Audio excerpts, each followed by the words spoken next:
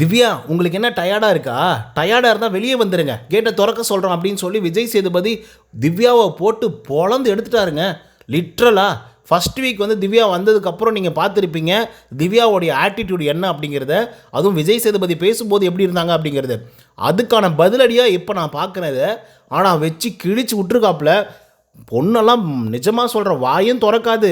இதுக்கப்புறம் அவளை எப்பா சாமி, நான் ஏதோ கண்டும் காணாமல் ஏதோ இக்கிறதும் இல்லாத இடத்துமா பார்த்து இருந்துட்டு போயிடுறேன்டா அப்படிங்கிற மாதிரி தான் இருப்பாங்க போல் இதுக்கப்புறம் திவ்யா.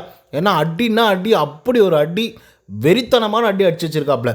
இது ஒரு பக்கம் இருக்குது அப்படின்னு பார்த்தீங்கன்னா, நம்ம சாண்ட்ரா என்ன பண்ணியிருந்தா நீங்கள் ஜெயிலுக்கு போயிருப்பீங்க, என்ன பண்ணியிருந்தா நீங்கள் அந்த வேலையை செஞ்சுருப்பீங்க, நீங்கள் சொல்லுங்கள் பார்க்கலாம் அப்படின்னு சொல்லி சாண்ட்ராவை போட்டு தெரிக்க விட்டுருக்காப்புல. இன்னொரு பக்கம் இன்னொரு கொஸ்டின் கேட்டார் பாருங்க, அதுதான் தரமான ஒரு கொஸ்டின். ஏன்னா அந்த கொஸ்டினுக்காக தான் நானும் ஆக்சுவலாக வந்து வெயிட் பண்ணிட்டு இருந்தேன். ஏன்னா அப்படிப்பட்ட ஒரு விஷயத்தை வந்து பார்த்திங்க அப்படின்னா சாண்ட்ரா அவர்கள் வந்து பண்ணியிருந்தாங்க. அது நீங்கள் ப்ரோமோ 1 கூட வந்து பார்த்துருக்க முடியும். ஸோ அதெல்லாம் என்ன அப்படிங்கிறத பற்றி இந்த வீடியோவில் முழுசாக வந்து பார்க்கலாம். ஸோ இந்த வீடியோக்கு போகிறதுக்கு முன்னாடி நம்மளோட சேனலை சப்ஸ்கிரைப் பண்ணுவாங்க, சப்ஸ்கிரைப் பண்ணிச்சுக்கோங்க. பக்கத்தில் ஒரு பெல் ஐக்கான் இருக்கும், அதையும் ப்ரெஸ் பண்ணி ஹாலில் போட்டுக்கோங்க. அப்போ தான் நாங்கள் அப்டேட் பண்ணுற ஒவ்வொரு வருஷமும் உங்களுக்கு நோட்டிஃபிகேஷன் வந்து சேரும்.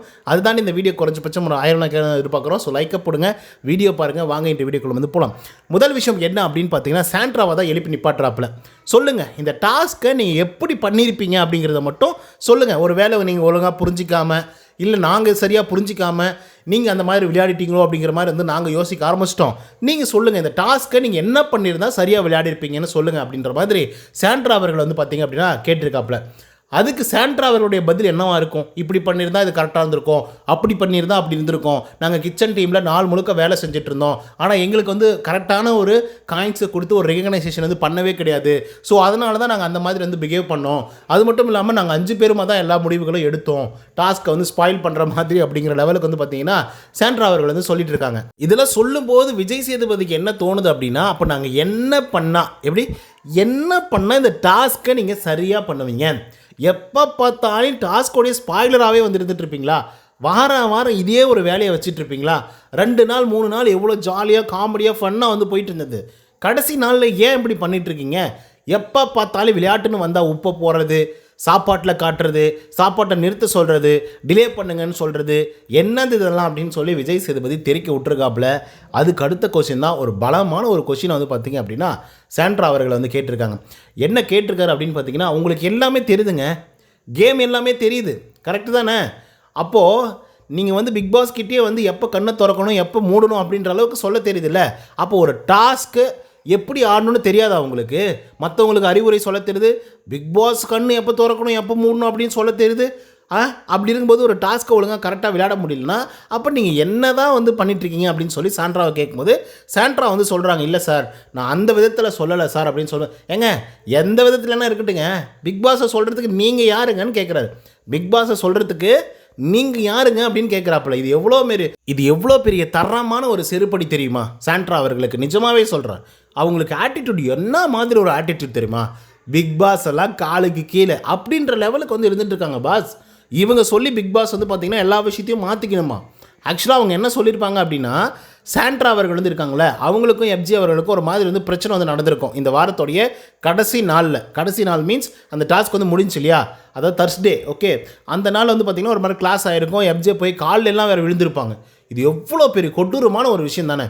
எஃப்ஜே அவர்களை காலில் விழ வைக்கிறதுலாம் எவ்வளோ பெரிய கொடூரமான ஒரு விஷயம்.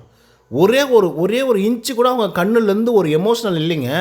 ஐயோ நமக்கே வந்து யாராவது காலில் விழ வராங்க அப்படின்னா நமக்கே கூச்சமாக இருக்கும், தம்பி விழாதுப்பா எந்திரிப்பா அப்படின்னு வந்து நம்ம சொல்லுவோம்.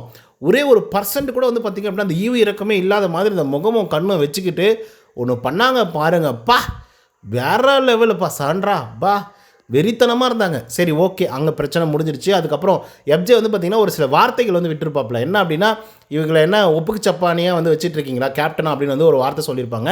ஸோ அதை வந்து பார்த்திங்க அப்படின்னா சாண்ட்ரா அவர்கள் வந்து அவங்க பிரஜன் கிட்ட வந்து சொல்லும்போது என்ன சொன்னான் அப்படின்னு சொல்லி கேட்கும்போது அதுக்கு பிரஜன் சொல்கிறாரு, சும்மா ஒப்புக்கு சப்பானியாக வச்சுட்ருக்கீங்களா அப்படின்ற மாதிரி சொன்னான் அப்படின்ற மாதிரி சொல்கிறாங்க.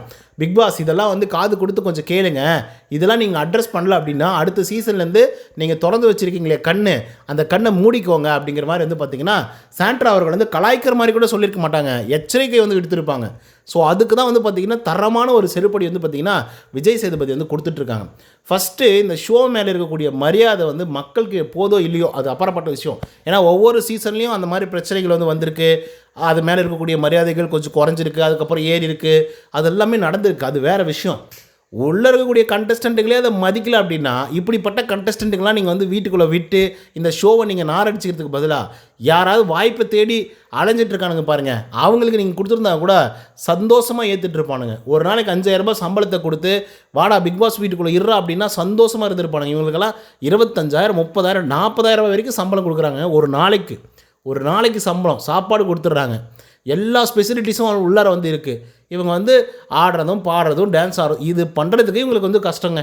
ஒரு டாஸ்க் கொடுத்தா பண்ண மாட்டாங்க, அதுக்கு ஒரு எதிர்வினை ஆட்டணும், அது ஒரு என்டர்டெய்னிங் பண்ண மாட்டாங்க. கடைசியாக பிக் பாஸ் அவர்களே வந்து பார்த்திங்கன்னா மோசமாக பேசுவாங்க, கேவலமாக வந்து பேசுவாங்க. இது வந்து சாண்ட்ராவுடைய கேஸ். ரெண்டாவது வந்து திவ்யாவுடைய கேஸ்க்கு வந்து வருவோம். திவ்யா வந்து என்ன பண்ணிட்டாங்க அப்படின்னா, நேற்றுக்கு வந்து ரொம்ப உடம்பு சரியில்லை அப்படின்னு சொல்லிட்டு மெடிக்கல் ரூம் போனாங்க.